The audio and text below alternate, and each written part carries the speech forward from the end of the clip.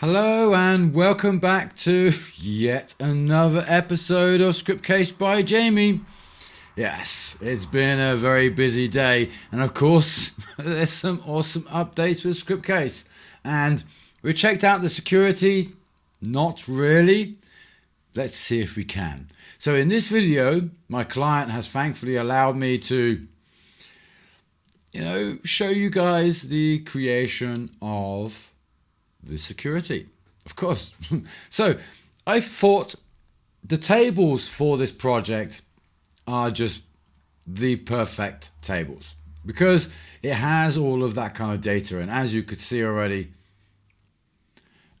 have seen already, it is based on shares and so forth, your shareholder information and so forth within the platform. So of course I'm trying very hard not to show certain things, but try and keep it within the area. So thank you again to my client because the tables are just perfect for this.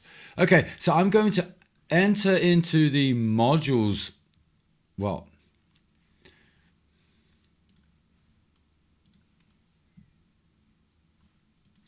I'm going to click on,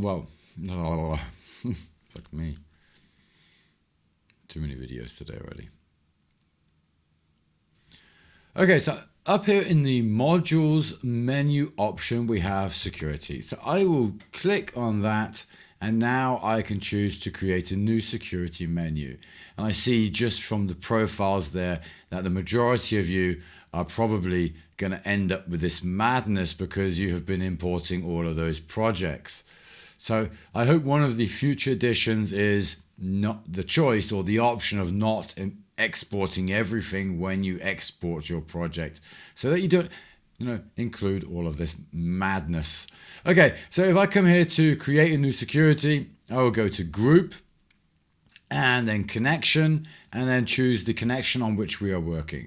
So now I have here the table prefixes, and I have existing tables.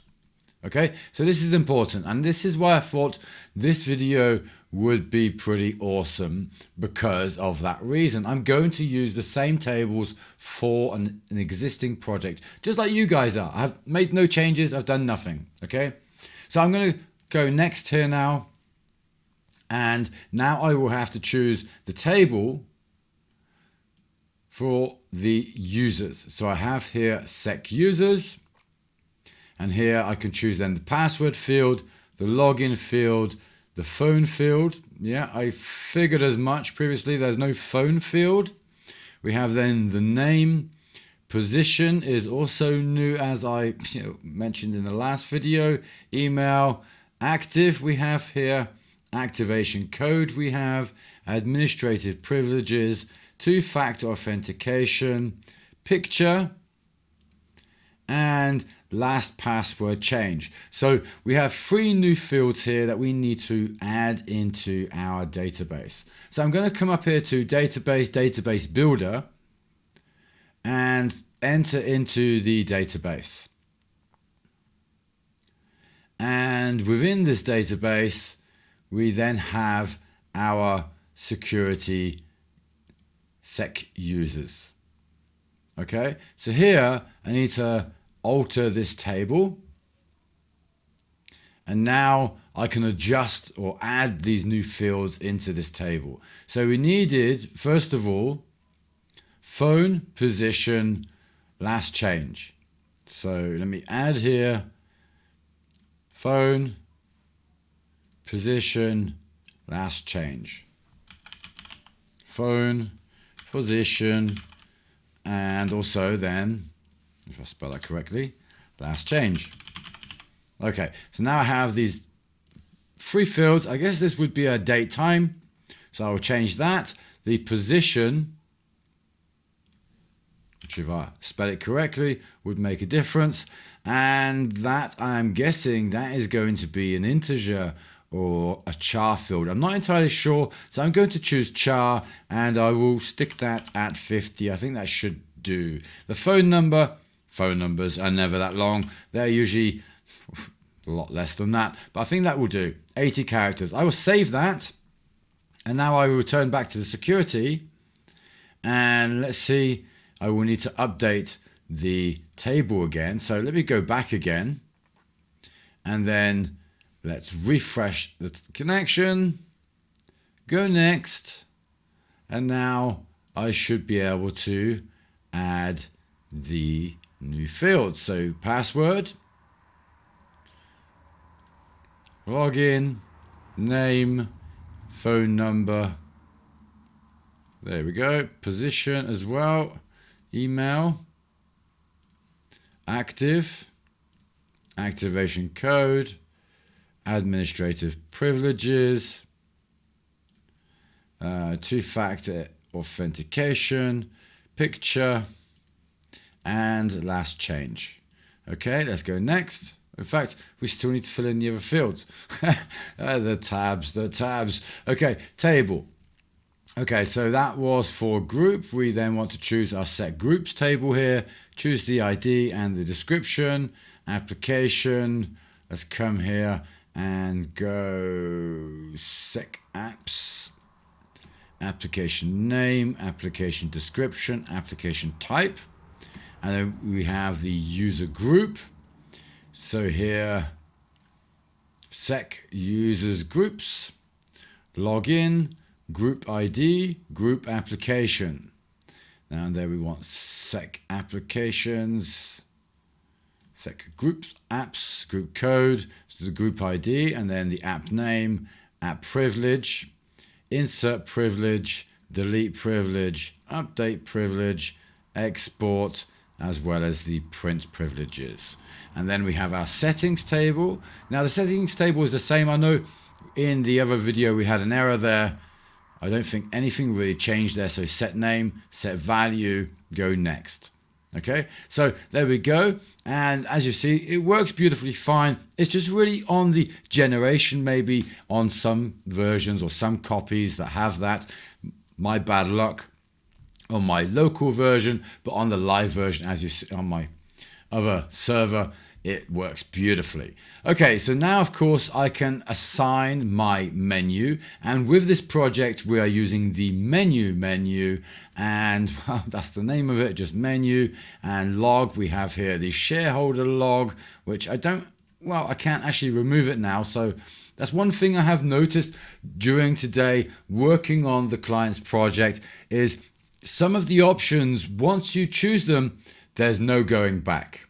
Once you delete something, you want to save. Okay, save. Be sure to save after deleting something. That is something I can tell you, because in the menu, for instance, if I deleted a few items, it started giving some issues. So save, and then it will be fine. Okay, and that is only on deletion. That's the only time I had any issues with the menu. And now here again with the log, I'm unable to, select no log. I changed my mind. I just, decided to look at it and yeah, now I'm stuck. Anyway, so I'll just choose that log. I will be able to change that within the code of the application. So it's no big deal really, but it's the way it goes. Now, I did have app previously. I wonder if it will let me generate app again, because they are no longer there. And that has sometimes also been a bit of an issue, that when I try to generate those applications again, that then it says the prefix exists, even though I had deleted those. Any of you had that problem? Let me know in the comments. Oh, yeah, just let me know. Okay, so we have then the option to remember the password, the login. Well, enable security, yes, obviously. Remember login, yes, I will have that cookie expiration time. Now here, I can change the amount of time for the cookies, okay? And 30 days is good. You could have it at 1 day. If you want to, you could change it to 1 day. It's good, but I think 30 days is good. And at the same time, you may want to reduce it. It really depends on you. But the glorious thing now is, remember that everything now within this configuration is also available within the backend configuration. Okay, so we can change any of this at any time, which is really cool. Okay, so we have our theme and everything's enabled. When session expires, the login, what did I need there? It says there are already applications with this prefix, which they're not, because I deleted them. They're gone. Scriptcase, they're gone. Okay, so I'll use sec It's not really maybe the best. So actually, let's just go apps. Okay, generate security. And of course, now you're letting me, now you didn't let me change that just now. Okay, but that's no problem. So SMTP server, we have actually an API here. I can't add it to the API. Now I have administrative privileges for this platform, for this environment, should I say. But for some reason still I'm unable to do certain things which really I should be able to do. Like here, the API, I should be able to add the API. And I have noticed this also in another application. What can I say? Okay, so I will have to manually add the email, which is really frustrating. Is it going to let me add? Let's see. I hope so. And I need to change the email anyway because we're using the API, but we're also multi-sending and using the templates and everything else. And I haven't actually set it to use the API entirely. Okay, so SMTP sender name. It doesn't matter. Okay, generate security. Yeah, but I have no API. So yeah, okay, so I'm actually stuck on generating the security for this client. What a shame. Okay, so that's actually a few little downfalls, backsets I've had today. I guess I'm going to be forced to do that. I don't know. Let's carry on. Let's actually let me now view the other tabs. Okay, so users, everything's the same. Send email with password, yes. We actually reset the password and send one by email. And then sending a link with the option to set a new password is sometimes actually better, isn't it? To avoid the email sending and everything. Let's choose that option. We're going to have the notifications here anyway, so the administrator will be notified during that. And then the groups, well, we have default group. I really hate the default group and I want to change that. I'm curious also to see what happens with that because sometimes that hasn't gone so well when you set your own group there straight away in for customization purposes. Okay, so here the default group, employee, I think would then be the default group because we are not going to allow registration of new users. So the default group then vanishes. So then in that case it's not needed, but at least it's set, okay? So even in these cases, I would anyway like to always add it in there, even if I, like I explained previously with the menu, even though I disable a certain option which disables everything, I'll still go and switch all of those options off as well. Just for the, Okay, so two-factor authentication, we don't have that. We may add that later on, and there is no API for that. Operation mode individual, well, so for this two-factor authentication, okay, so previously, once you added it, you were stuck with it. Everybody had to use it. Now, in this case, I can either choose individual user can choose or everybody can choose. And now I'm actually, okay, it is disabled here. Okay. But anyway, I think everyone can choose is the better way to go. But at the same time, yeah, just for security purposes, right? Everybody should use it. Absolutely. So insert data. And hopefully it doesn't give me any issues there in a minute. Now we have our admin. I'm not entirely sure what the admin username password was.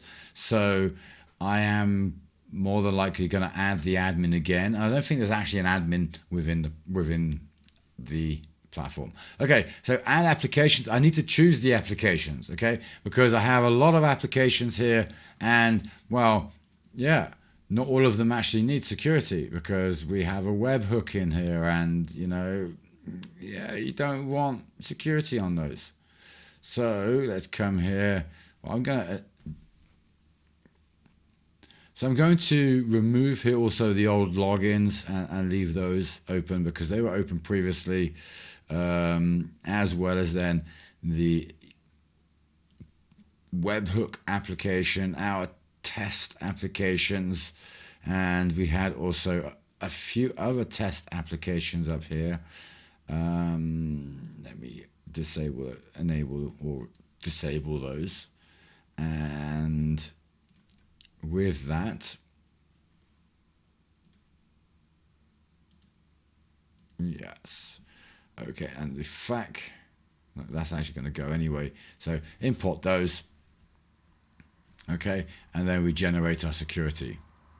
Okay, please inform the sending API, but I can't. It's not letting me include it because I don't have.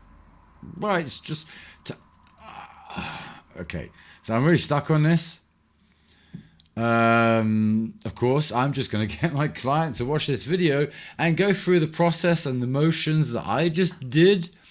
For sure, not all of those motions, because of course he will be able to complete the generation of this security, which I cannot. How frustrating is that? But I guess that is the way it goes, right? Because, you know, what can we do? So I guess that's it for this video then, because I have nothing more to show you until maybe the next video. So thank you very much for watching. Of course, if you like this video, if you are learning anything from this, or yeah, if I'm annoying you with my laugh all the time, whatever it is, just leave me a comment, say hello, and of course, I'm always here to say hello and goodbye until the next video.